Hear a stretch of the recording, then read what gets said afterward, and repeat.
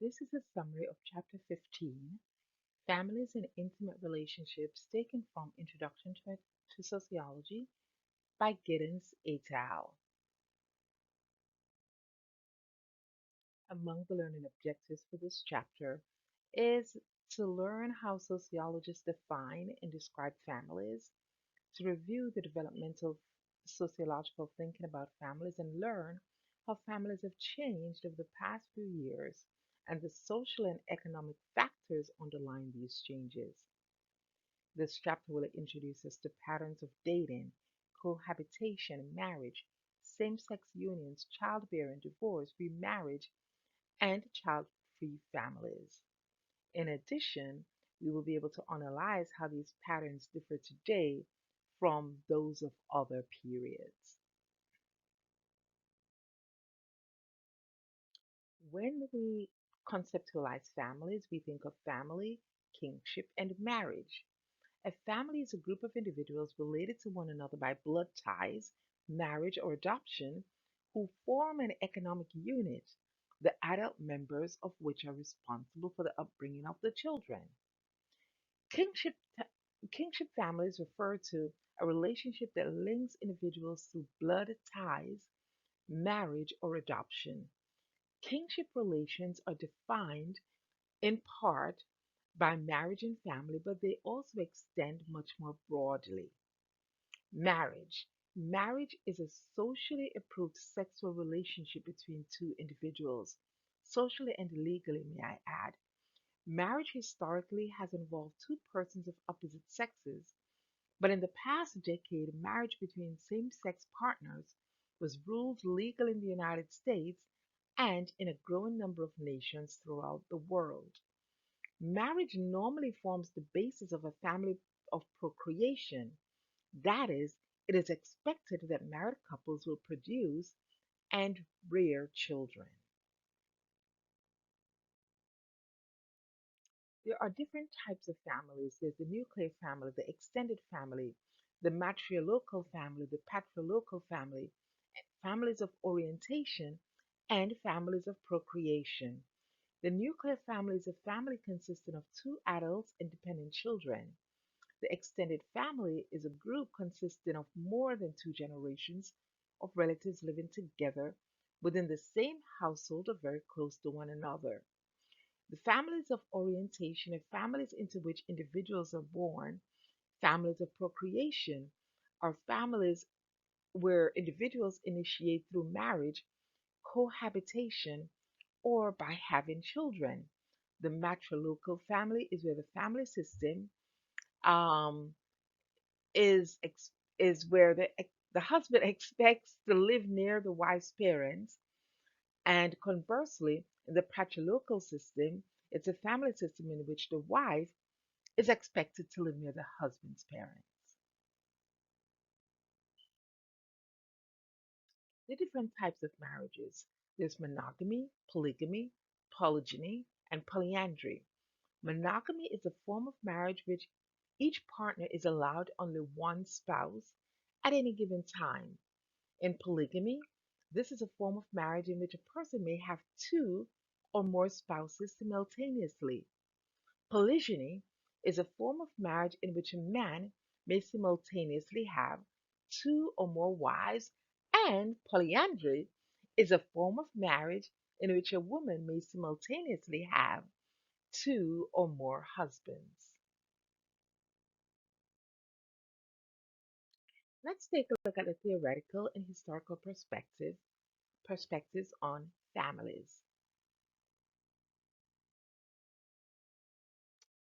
This is the functional perspective. Under the functional perspective, there's primary socialization, personality stabilization, and with specific reference to the functionalist Talcott Parsons, who regarded the nuclear family as the best equipped to handle the demands of industrial society.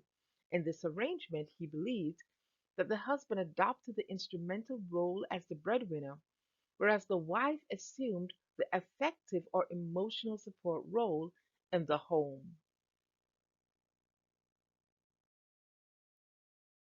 There's a symbolic approach. where, based on Ernest Burgess, he describes family as a unity of interacting personalities in which the behavior or identities of individual family members mutually shape one another over time. Conversely, Willard Whaler developed the principle of least interest to show that the partner who is least committed to or interested in the romantic relationship has more power and might often explore that power. The feminist approach argues that there's a division of household labor, there is an unequal power relationship within some families, and that in terms of care work, that is unequally divided as well. In the book, The Feminine Mystique, Betty Friedman wrote of the problem with no name, and that is the isolation and boredom of many suburban housewives trapped in an endless cycle of childcare and housework. Historical perspective of families, going back to the 17th through 19th centuries in the United States, the average household size was approximately 4.75 persons, often including domestic servants. Currently, the average size of a family is 2.5, and this is attributed to high proportions of Americans who live alone, especially older widowed women and young professionals who maintain their own homes. In looking at trends in the family worldwide, we see that in many countries, especially Western industrial societies, five additional trends have occurred in the past 4 decades. One, there's an increase in the number of births that occur outside of marriage. Two, there's a liberalization of laws and norms regarding divorce. Three, there's an increase in non marital cohabitation among romantic partners. Four, there's an increase in age at first marriage and first birth. And five, there's a growing number of and cultural and legal acceptance for same sex couples. Race, ethnicity, and American families. Sociologists have documented differences in family structure based on race. Previously, these distinctions were attributed to cultural differences, but these early studies failed to distinguish race and ethnicity. Recent scholars focus more on critical importance of structural factors, recognizing that socioeconomic resources are one of the key factors that contribute to differences in family structure. Native American families. Kingship ties are very important in Native American families, though they may be less prominent for those who live away from the reservations. Native American families have higher rates of intermarriage than any other racial or ethnic group. Native American women have a low overall birth rate, but a high percentage of these births occur outside of marriage. Hispanic and Latinx origin families. Persons of Hispanic and Latinx origin vary widely with respect to culture, history, and socioeconomic status. Mexicans, Puerto Ricans, and Cubans are three of the largest Hispanic subgroups in the United States.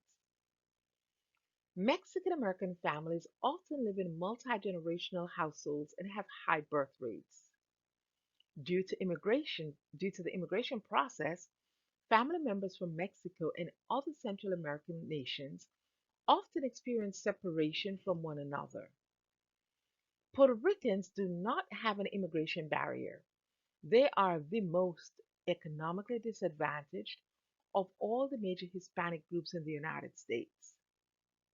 Then there are Cuban American families who are the most prosperous of all the Hispanic groups, but still less prosperous than whites. Black families.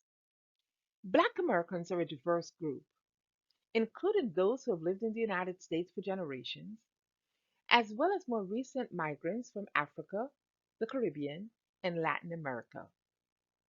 US born black and white families differ dramatically in family structure due to structural factors such as economic resources that facilitate marriage and stability. Black people have higher rates of childbearing outside marriage and are less likely ever to marry and are less likely to marry after having a non-marital birth. The contemporary state of the US born black families has deep historical roots. One social condition that contributes to high rates of non-marital childbearing is what William Julius Wilson calls a shortage of marriageable black men. So, what results of the shortage of these marriageable black men? Studies find that many black men are either incarcerated on probation or parole. Many black men may suffer from AIDS or HIV, or many black men may be unavailable for marriage as they may be homosexual. So, this, according to Wilson, results in what he called a shortage of marriageable black men. African Americans are more embedded in the larger and more complex family networks than whites, but these ties are a source of both support and strain. Most research on Black families to date focuses on the US born African Americans. Emerging research shows vast differences between US born Black Americans versus immigrant Black people in the United States. Asian American families. Asian American families historically have been characterized by interdependence among members of the extended family. Family interdependence also helps Asian Americans prosper financially. Chinese American and Japanese American women have much lower fertility rates than any other racial or ethnic groups, due partly to their high levels of educational attainment. Multiracial families. Interracial marriage was illegal in the United States until the Supreme Court's 1967 ruling in Lovin versus Virginia. In 2015, 17% of all US newlyweds had a spouse of a different race or ethnicity. Some studies suggest the stability of interracial marriages vary based on the race and gender of each partner. Other studies suggest that spouses in intermarriages may be vulnerable to discrimination and microaggressions because cultural values are slow to change. Social class and American families. Race and class have distinctive and complicated influences on family behavior. White people from working class, poor, often rural backgrounds report strong ideological support for marriage, yet they are more likely than their wealthier peers to get pregnant prior to marriage, marry young, and subsequently divorce. Middle class Black families are more likely to live in married couple households than their working class and poor peers. Recent studies have found that the single person household is increasingly popular among Black middle class young adults. Non-marital childbearing. The number of children born outside of a marital union in 2015 was more than 6 times higher than it was in the 1950s. Non-marital childbearing rates peaked in 2008 and have since declined, but they remain high, especially for ethnic minorities.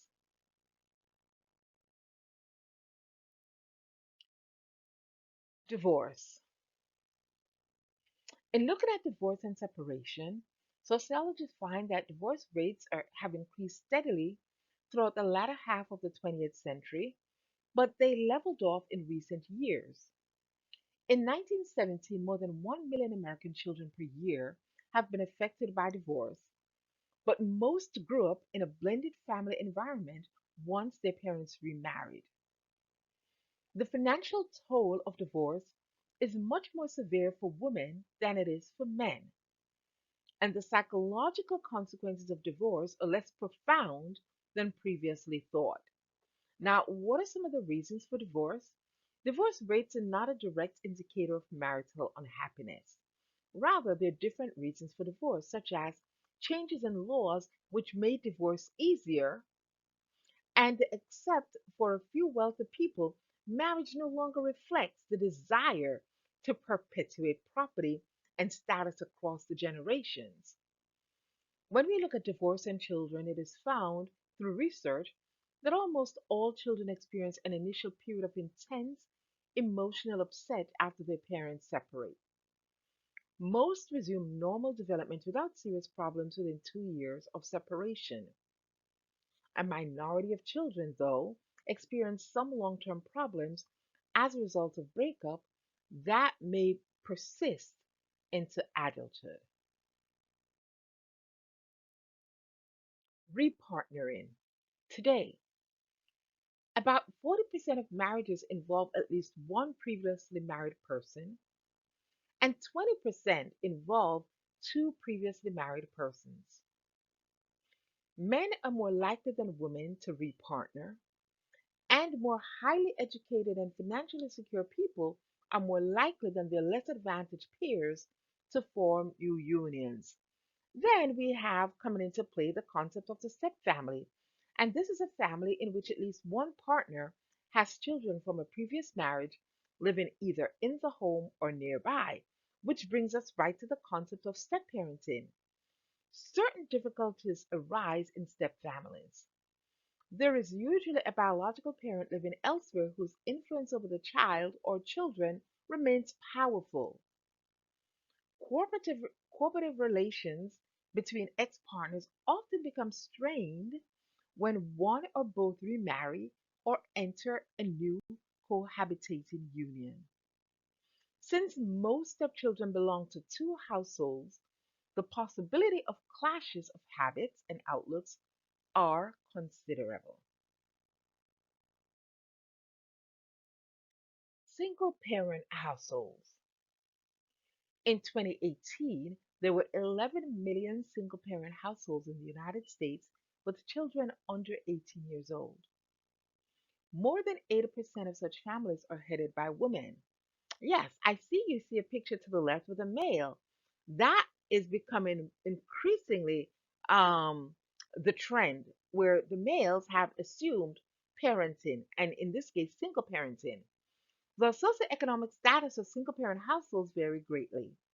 Single parenthood tends to be in a changing state. Most people do not wish to be single parents, but a growing minority choose to have a child or children without the support of a partner. For example, one of the popular things that's happening now is where females are freezing their eggs, because especially females in corporate America who are not in relationships or not in stable relationships. And the concept behind that is I can have children with or without a partner, and so I want to make sure that I make allowances for this. Being child free.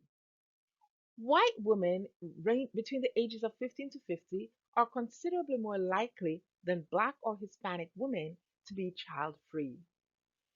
Asian women are more likely than any other race to be childless. Women with a college degree or higher education are more likely than high school graduates or dropouts to have no children.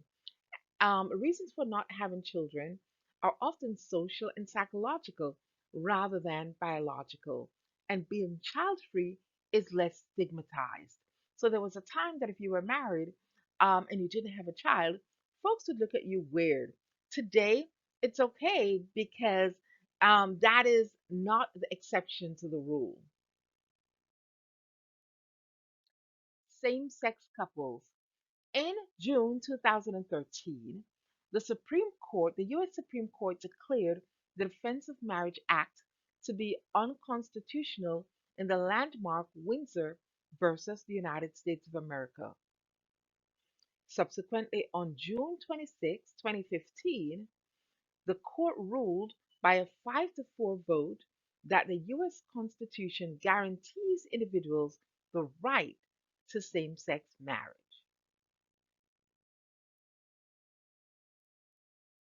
Family violence, child abuse, and intimate partner violence. Family violence within the family is perpetuated primarily by men. The two main categories of family violence are child abuse and intimate partner violence. It is difficult to obtain national data about either type of violence because of their sensitive and private nature.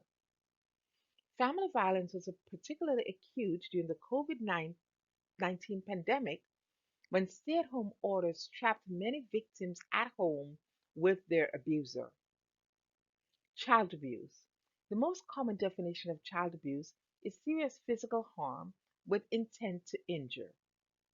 One national study of married or cohabitating adults indicated that about 3% of respondents abused their children.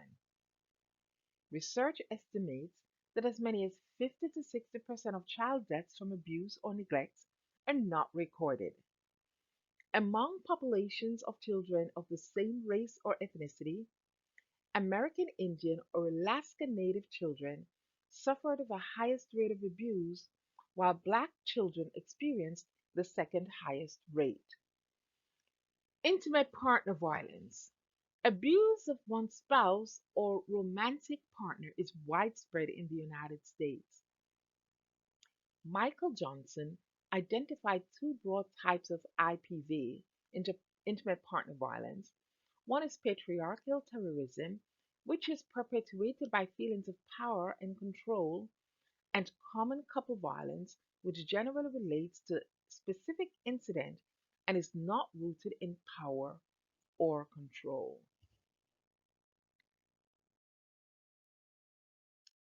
Huh. Do children raised by same sex parents fare differently than those raised by parents of the opposite sex? Ha! Rosenfeld found that children of gay parents are just as likely as children of straight parents to achieve academic success and progress in school. Most studies also show no differences in the psychological adjustment of children raised by same sex or opposite sex parents.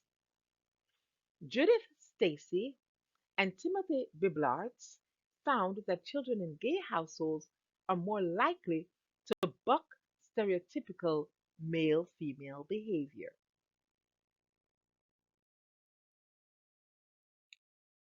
Rising rates of unmarried people. The number of people living alone in the United States has increased dramatically in recent decades for several reasons. People marrying younger, people marrying later than ever. The rise and stabilization of divorce rates over time has resulted in more people living alone when their marriage ends. The aging of the US population is accompanied by growing numbers of older adults whose partners have died, and the stigma of being single has since diminished.